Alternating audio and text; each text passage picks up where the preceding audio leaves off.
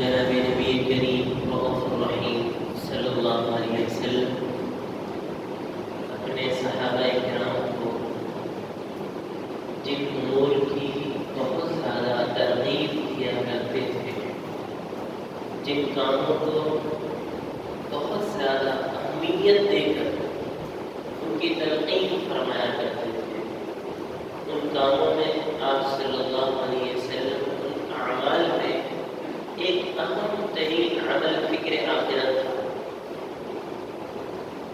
ایمان والے اور کفار ان دونوں کے درمیان ایک اہم ترین زندگی گزارنے کے اصولوں میں اہم ترین فرق فکر آخرت ہے۔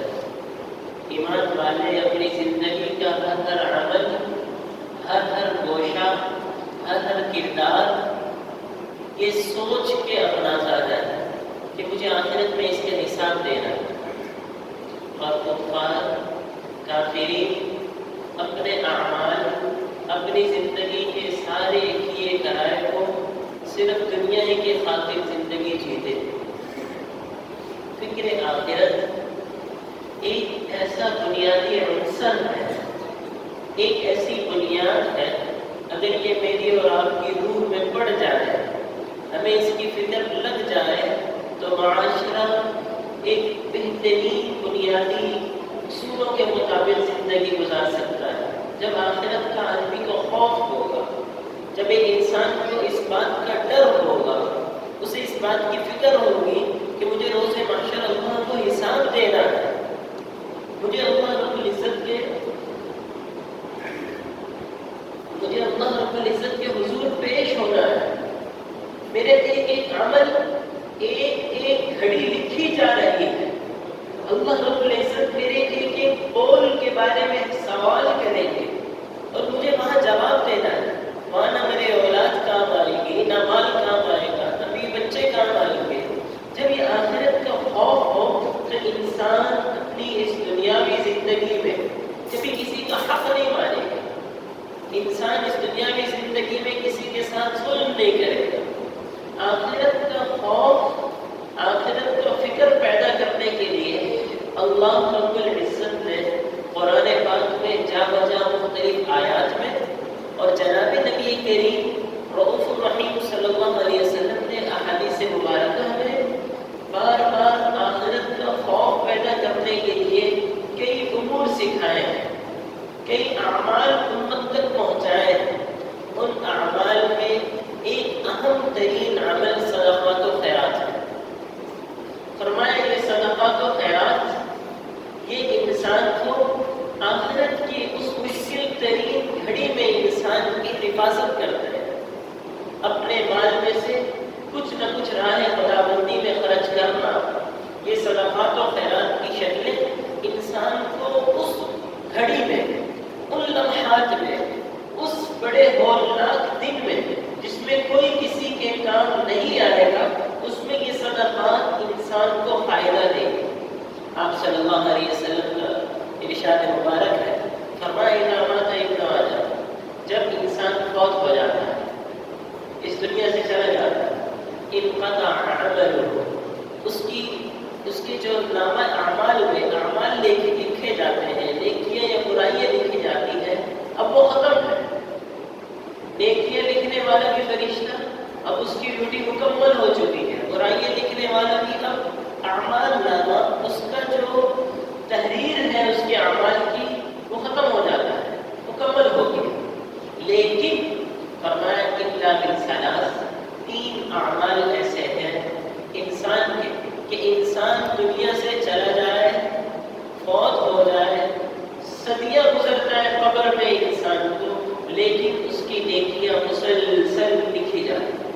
خود انسان اس دنیا سے چلا گیا، فرمایا نمبر 1 صدقۃ جاریہ، اگر انسان اپنی زندگی میں صدقہ جاریہ کر چکا ہے، صدقات جاریہ کر کے گیا ہے، انشاءاللہ ابھی اس کی وضاحت کر دیتا ہوں۔ کیا علیہ السلام نے صرف صدقہ نہیں فرمایا کہ صدقہ کر کے گیا نا، صدقۃ جاریہ دو الگ الگ چیزیں ہیں، ایک صدقہ ہے ایک صدقہ جاریہ ہے۔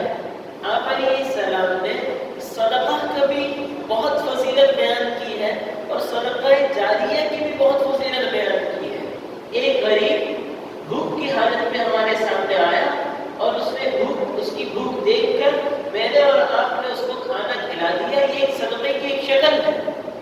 احادیث شریف میں بھوکے کو کھانا جو کھلائے گا اللہ رب العزت قیامت کے دن خود اپنے ہاتھ سے اسے کھانا کھلائے گا، بہت فضیلت ہے۔ لیکن بھوکے کی پیاسے کی پیاس مٹانے پر، بھوک والے کی بھوک مٹانے پر آپ نے جو بھوک مٹائی یہ صدقہ ہے۔ لیکن آپ صلی اللہ علیہ وسلم کی جو حدیث شریف میں فرما رہے ہیں کہ انسان کے اس دنیا سے چلے جانے کے بعد اس کا نامہ اعمال میں نیکیاں، 3 عمل ایسے ہیں جو نیکیاں مسلسل لکھی جاتی ہیں، اس میں صدقہ کے ساتھ ایک اور شرط ہے صدقۃ جاریہ، صدقات جاریہ کی ہو۔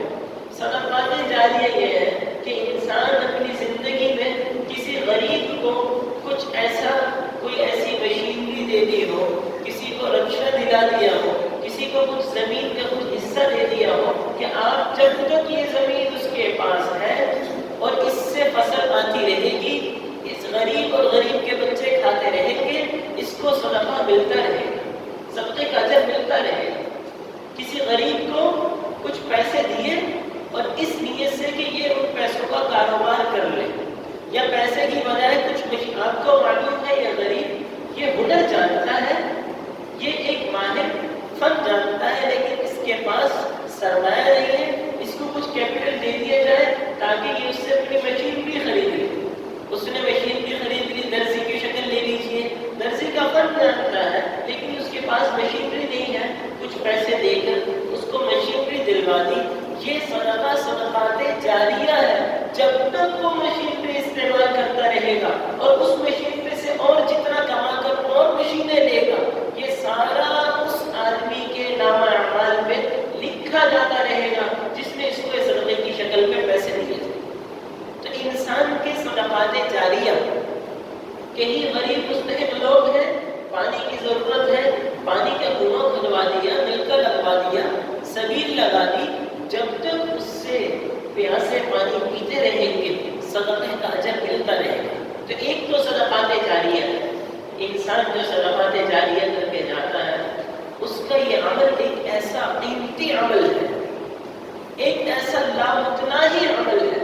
لامتناہی عربک ورڈ ہے، یعنی ایسا عمل جس کی اینڈ نہیں ہے، جس کی انتہا نہیں ہے، ایسا عمل، اس کا اجر انسان قبر میں برس تک رہے، نیکیاں لکھی جا رہی ہیں۔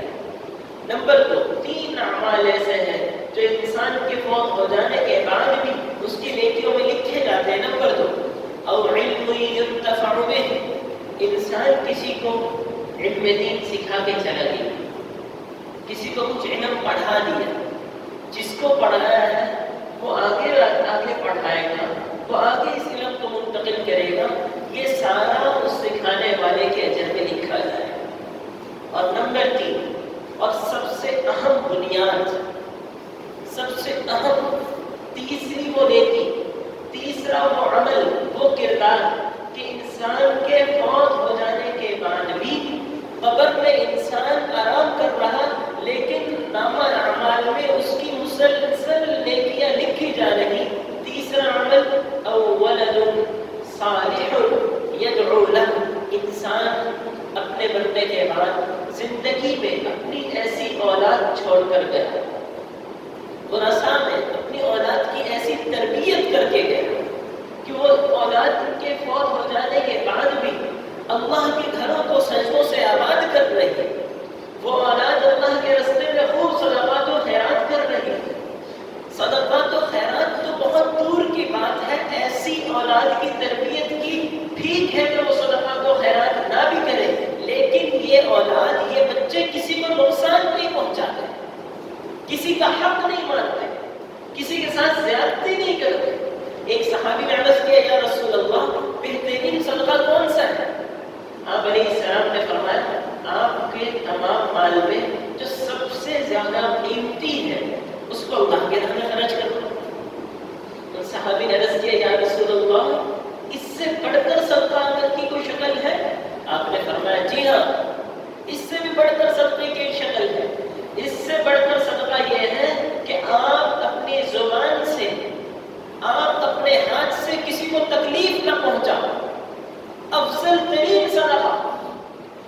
انسان اپنے فوت ہو جانے کے بعد اپنی اولاد کی ایسی تربیت کر کے گئے کہ وہ اولاد کسی کا حق نہیں مانتی، کسی کے ساتھ ظلم نہیں کرتی، مال چھوڑ کر گئی ہے وہ اس مال پر اتراتی نہیں ہے، بلکہ والد کے چھوڑے ہوئے وراثت کے مال کو بھی اللہ کی راہ میں خرچ کر رہے ہیں۔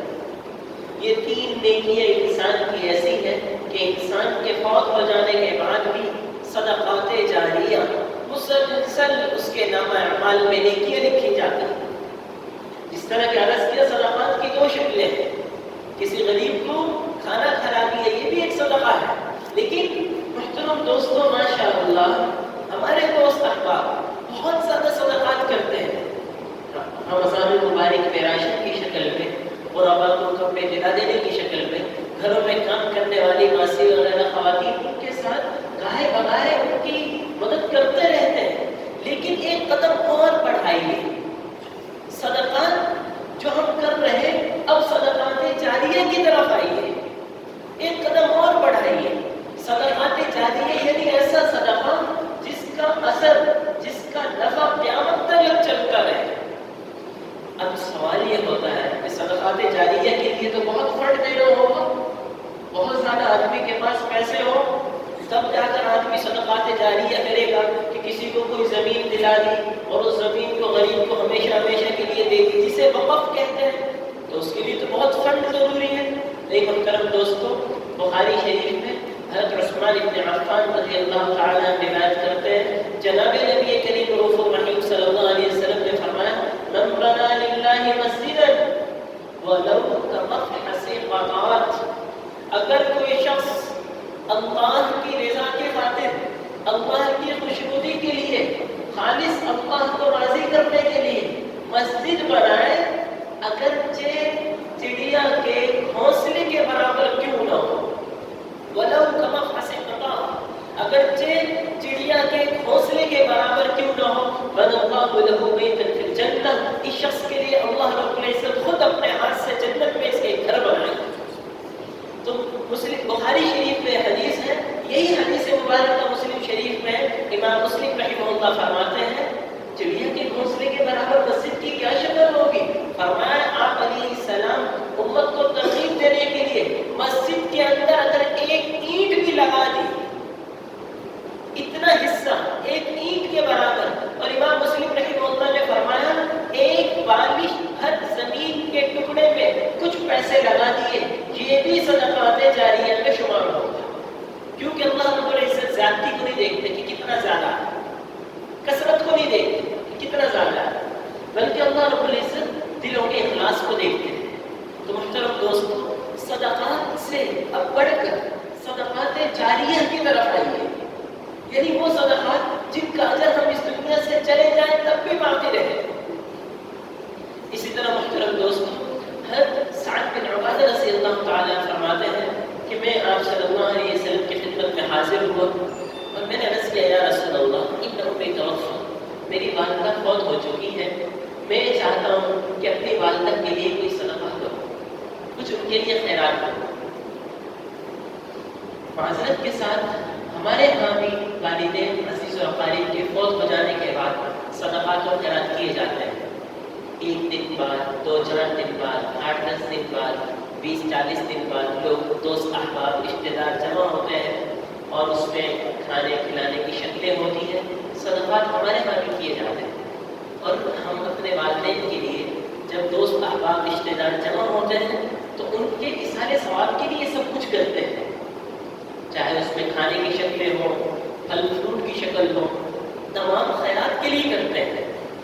اب ایک صحابی آپ صلی اللہ علیہ وسلم کی خدمت میں حاضر ہو رہے ہیں، صحابی کی والدہ فوت ہو چکی ہے اور صحابی آپ علیہ السلام سے دریافت فرما رہے ہیں کہ وہ ان کے لیے صدقہ کی کیا شکل کروں، ان کے لیے خیرات کرنا چاہتا ہوں۔ اب آپ علیہ السلام صحابی کو جو عمل سکھائیں گے وہ میرے اور آپ کے لیے نمونہ ہے۔ آپ علیہ السلام اس صحابی سے فرما رہے ہیں ایسا کرو، یا کیا کرنا چاہتے ہو؟ یا رسول اللہ میں بہترین صرف والدہ کے اظہار ثواب کے لیے کرنا چاہتا ہوں، آئیے صدقہ دیا بہترین صدقہ۔ آپ علیہ السلام نے فرمایا الماء، کہیں کسی غریب بستی میں پانی کا کنواں کھودوا لو۔ سعد بن عبادہ رضی اللہ عنہ فرماتے ہیں کہ ہمارے قریب کی ایک بستی تھی، وہاں میں پانی کا کنواں کھدوا دیا. آپ علیہ السلام کی خدمت میں حاضر ہوا، یا رسول اللہ فلاں بستی میں نے کنواں کھدوایا ہے. آپ نے فرمایا سعد جب تک اس کنویں سے انسان اور حیوانات اور جانور وغیرہ جو ذی روح اس سے پانی پیے گا تمہاری والدہ کو اجر ملتا رہے گا. تو محترم دوستوں، والدین کے فوت ہو جانے کے بعد صدقات کی شکلوں میں وہ شکلیں اپنائیے جس سے آپ صلی اللہ علیہ وسلم بھی خوش ہو، اسلام بھی خوش ہو. والدین کے فوت ہو جانے کے بعد معاشرے میں دیکھا جاتا ہے، خاص طور پہ ہمارے پنجاب میں، کہ کچھ دنوں بعد ایک کثیر رقم خرچ کر کے صدقات و خیرات کی شکل میں وہ فنڈ انسان اپنی جیب سے خرچ کرتا ہے اور کھلاتا سب اپنے رشتہ داروں کو. آپ جانتے ہیں اور بہت اچھے انداز سے جانتے ہیں کہ صدقات قرآن پاک میں 11ویں پارے میں اللہ پاک فرماتا ہے انما الصدقات للفقراء والمساکین والعاملین علیہا والمؤلفۃ قلوبهم وفی الرقاب والغارمین وفی سبیل اللہ. فقراء، مساکین، مسافر لوگ، قرض میں مبتلا لوگ، غلاموں کو آزاد کرانے کے لیے صدقات تو اس کے لیے ہے. صدقات تو انہیں کو دیے جا سکتے ہیں. میں اور آپ اپنے مرحومین کے اصالہ ثواب کے لیے جو صدقات کریں گے اور اس میں ہمارے عزیز و اقارب اگر وہ فقراء اور مساکین ہیں تو پھر تو صدقے کی شکل ہوگی. اگر وہ فقراء اور مساکین نہیں ہیں تو پھر اس کا مطلب ہے میں اپنی ایک رسم خاندانی پورا کر رہا ہوں، اس میں اجر کی نیت شامل نہ ہو امیر صاحب. اس لیے آپ علیہ السلام اپنے صحابی کو فرما رہے ہیں کہ صدقے کے لیے پانی کا کنواں کھدوا دو. ایک دوسری حدیث مبارکہ میں آپ صلی اللہ علیہ وسلم کے پاس حضرت عمر رضی اللہ تعالیٰ حاضر خدمت ہوئے. یا رسول اللہ، خیبر ایک علاقہ تھا، مجھے خیبر میں ایک زمین ملی ہے اور بہت بڑی زمین ہے. میں نے اپنی زندگی میں اتنی اچھی، قیمتی اور زیادہ زمین میری ملکیت میں کبھی نہیں ہے. میں نے وہ زمین لی ہے، آپ بتائیں میں اس کا کیا کروں؟ آپ علیہ السلام نے فرمایا استعمال کرو. نہیں یا رسول اللہ، میں اس کو بھی ایسی شکل بنانا چاہتا ہوں کہ مجھے اس کا اجر ملتا رہے. آپ علیہ السلام نے فرمایا ان شئت حبست اصلها، اگر چاہو تو ایسا کرو اس زمین کے مالک تو آپ ہی رہو قیامت تک. وتصدقت ربحها، جو اس کے نفع ہے، اس زمین سے جو فصلیں آئیں گی، ان باغات سے جو پھل آئیں گے، اس کو ہمیشہ ہمیشہ کے لیے غرباء، مساکین اور مسافرین کے لیے صدقہ کر دو، یعنی اس زمین کو وقف کر دو. صحابہ کرام میں سب سے پہلی بنیاد وقف کی حضرت عمر رضی اللہ تعالیٰ عنہ کی زمین ہے. وقف انسان جب اس زمین کو کرتا ہے تو اس زمین کی وراثت ورثاء میں نہیں جاتی، وہ زمین ورثاء میں تقسیم نہیں ہوتی. اس زمین کا مالک قیامت تک یہ شخص ہے.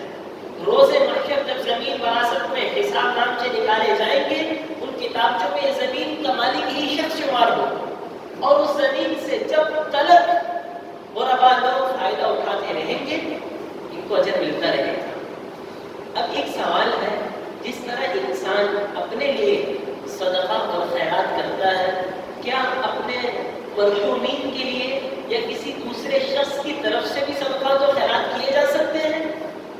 جی ہاں، جناب نبی کریم رؤوف الرحیم صلی اللہ علیہ وسلم کی احادیث مبارکہ میں اگر غور کیا جائے تو اس بات کا بھی ہمیں علم ہوتا ہے کہ جس طرح آدمی اپنے لیے نیکی کرتا ہے اور اس کا اجر ملتا ہے، اسی طرح اپنے مرحومین کے لیے اگر آدمی صدقات و خیرات کرے گا، بشرطے کہ صدقات و خیرات غرباء مستحقین میں کیے جائیں تو اس کا اجر مرحومین کو بھی ملتا ہے. بخاری شریف میں حضرت عبداللہ ابن عباس رضی اللہ عنہ فرماتے ہیں کہ ایک آدمی نے آپ صلی اللہ علیہ وسلم کی خدمت میں حاضر ہو کر عرض کیا، یا رسول اللہ، میری والدہ وفات پا چکی ہے.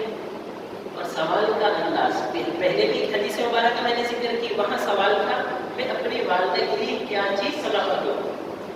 یہاں پر صحابی سوال دریافت فرما رہے ہیں، یا رسول اللہ، میری والدہ وفات پا چکی ہے، افلا ينفعها ان تصدقت عنها، اگر میں کچھ مال صدقہ خیرات کروں تو اس کا نفع میری والدہ کو پہنچے گا؟ آپ نے فرمایا قال نعم، جی ہاں ضرور پہنچے گا. قال فإن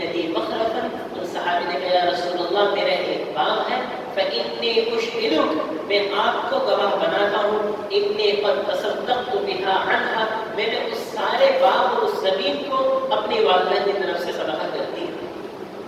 تو محترم دوستوں، مرحومین کے ایصال ثواب کے لیے بھی اگر کسی چیز کو صدقہ کیا جائے تو جس طرح کرنے والے کو اجر ہے، اسی طرح ان مرحومین کو اس کا اجر ملتا ہے۔ عائشہ رضی اللہ تعالی عنہ ایک صحابی سے متعلق واقعہ بیان کرتی ہے۔ ایک صحابی آپ علیہ السلام کی خدمت میں حاضر ہوئے، یا رسول اللہ، میری والدہ کی وفات میرے ہاتھوں میں ہوئی ہے، ان کی روح میرے ہاتھوں میں نکلی ہے، آخری لمحات میں میں ان سے کچھ باتیں کر رہا تھا اور وہ مجھے کچھ چیزوں کی وصیت فرما رہی ہے۔ بالکل آخری لمحات میں مجھے یوں لگ رہا تھا کہ وہ اپنی زبان مبارک سے کہہ رہی ہے کہ میری طرف سے فلاں چیز کو صدقہ کر دینا، لیکن وہ کہہ نہیں پا رہی۔ یا رسول اللہ، مجھے یوں اندازہ ہو رہا کہ وہ کچھ کسی چیز کا صدقہ کرنے کا کہنا چاہ رہی ہے، مگر ہمت اور ان کو سکت نہیں تھی، کہہ نہیں پاتی۔ اب میرے لیے آپ فرمائیں کیا حکم ہے؟ آپ صلی اللہ علیہ وسلم نے فرمایا، فَهَلْ لَكَ أَجْرٌ إِن تَصَدَّقْتَ عَنْهَا، اگر کوئی چیز اگر آپ صدقہ کر دیں، لازم تو نہیں ہے کیونکہ وراثت میں سب ورثاء کا حق ہے، لیکن اگر آپ صدقہ کر دیں تو اللہ رب العزت ان کو ویسے ہی اجر نصیب فرمائیں گے جیسے وہ خود اپنی زندگی میں اس کو صدقہ کرتے ہیں۔ تو محترم دوستوں، میں اور آپ اپنے مال میں صدقات و خیرات کی کچھ نہ کچھ حصہ، کچھ نہ کچھ فنڈ ہمیشہ مستقل اس کو شامل رکھیں۔ ایک تو یہ ہے کہ سال بعد رمضان المبارک میں بابرکت مہینے میں صدقات و خیرات کی شکلیں اختیار کی جائیں اور پھر سارے سال اپنی دنیا میں زندگی میں مصروف رہیں۔ ایک یہ ہے کہ جو فنڈ آپ نے رمضان المبارک میں دینا ہے اسی کو 12 مہینوں میں تقسیم کر دیا جائے۔ یہ جو مسلسل ہے، آپ صلی اللہ علیہ وسلم کا فرمان ہے کہ اللہ پاک کو بہترین صدقہ وہ پسند ہے جو مسلسل ہو، اگرچہ تھوڑا ہی کیوں نہ ہو۔ صدقات سے متعلق کچھ احادیث مبارکہ آپ حضرات کے گوش گزار کے دیتا ہوں۔ آپ صلی اللہ علیہ وسلم نے فرمایا، ان صدقۃ السر تطفئ الخطیئہ، انسان گناہ کرتا ہے، گناہ اس کے نام اعمال میں لکھے جاتے رہتے ہیں، انسان کا صدقہ کرنا اس کے گناہوں کو مٹا دیتا ہے۔ اور حدیث شریف میں ہے، ایسے گناہوں کو مٹا دیتا ہے کما تطفئ الماء النار، جیسے پانی آگ کو بجھا دیتا ہے۔ ایک دوسری حدیث مبارکہ میں آپ علیہ السلام نے فرمایا، الصدقۃ تطفئ غضب الرب، صدقہ اللہ رب العزت کی ناراضگی کو ختم فرما دیتا ہے۔ انسان کے کسی عمل سے اللہ رب العزت کی کچھ ناراضگی ہو تو یہ صدقہ کا عمل اللہ رب العزت کی ناراضگی کو ختم فرما دیتا ہے۔ ایک فرشتوں نے اللہ رب العزت سے کچھ سوالات دریافت فرمائے اور یہ سوالات کے جوابات جو اللہ رب العزت نے دیے، یہ واقعہ آپ صلی اللہ علیہ وسلم نے صحابہ تک پہنچایا۔ فرشتہ نے عرض کیا، اے اللہ، آپ کی یہ جو مخلوقات ہے، یہ پہاڑ، ان سے بڑی کوئی مخلوق ہے؟ پہاڑوں سے بڑی کوئی مخلوق؟ مسلم شریف میں یہ حدیث مبارکہ تفصیل سے موجود ہے۔ اللہ رب العزت نے فرمایا، ہاں پہاڑوں سے بڑی مخلوق موجود ہے۔ کون سی ہے اللہ؟ دیکھتے نہیں ہو لوہے کو کہ لوہا ان پتھروں کو کیسے کاٹ دیتا ہے؟ اچھا اے اللہ، کیا لوہے سے بڑی کوئی مخلوق ہے؟ فرمایا جی ہاں، آگ، دیکھتے نہیں ہو کیسے اس کو پگھلا کے رکھ دیتی ہے؟ اے اللہ، آگ سے بڑی کوئی مخلوق ہے؟ فرمایا جی ہاں، دیکھتے نہیں ہو پانی کو کیسے بجھا کے رکھ دیتا ہے؟ اے اللہ، پانی سے بڑی طاقتور کوئی مخلوق ہے؟ فرمایا ہاں، دیکھتے نہیں ہو ہوا کو کیسے پانی سے بھرے ہوئے بادلوں کو کہاں سے کہاں لے جاتی ہے؟ اے اللہ، ہوا سے طاقتور کوئی مخلوق؟ فرمایا جی ہاں، مسلمان کا دائیں ہاتھ سے دیا ہوا صدقہ اس انداز سے دیا جائے کہ بائیں ہاتھ کو بھی پتہ نہ چلے، مخفی، چپکے چپکے صدقہ، یہ صدقہ کائنات کی تمام چیزوں سے زیادہ طاقت رکھتا ہے۔ دو چیزوں کی، انسان کے دو عمل ایسے ہیں جن کی طاقت کبھی اور آپ اندازہ نہیں لگا سکتے۔ ایک اللہ کے خوف سے نکلا ہوا آنکھ سے آنسو کا ایک قطرہ، آنسو کا ایک قطرہ جو اللہ رب العزت کے خوف سے نکلے، یہ ایک قطرہ اتنی طاقت رکھتا ہے کہ جہنم کی پوری آگ کو بجھا سکتا ہے، اور آپ اس کا اندازہ نہیں لگا سکتے۔ ہم سندھ میں تھے، ایک وہاں سردار صاحب نے جمعے کے بیان کے بعد کہا کہ آپ نے یہ حدیث مبارکہ بیان کی ہے کہ ایک آنسو کا قطرہ جہنم کی آگ بجھا سکتا ہے، یہ کیسے ہو سکتا ہے؟ پھر انہوں نے کہا کہ جہنم کی آگ تو دنیا کی آگ سے کئی گنا زیادہ سخت ہے، دنیا کی آگ نہیں بجھ سکتی کئی ڈولوں سے، تو جہنم کی آگ ایک قطرے سے کیسے بجھ سکتی ہے؟ ان سے عرض کیا یہ بتائیے آپ کا وزن کتنا ہے؟ سردار صاحب کہنے لگے میرا وزن تقریباً 80 سے 85 کلو وزن ہے۔ ان سے عرض کیا جو اللہ پانی کے ایک قطرے کو اس انسانی وجود میں بدل سکتا ہے، پانی کے ایک قطرے کو 80-85 کلو وزن میں بدل سکتا ہے، وہ ایک مسلمان ایمان والے کی آنکھ سے اللہ کے خوف سے نکلے ہوئے آنسو سے جہنم کی آگ بجھا سکتا ہے۔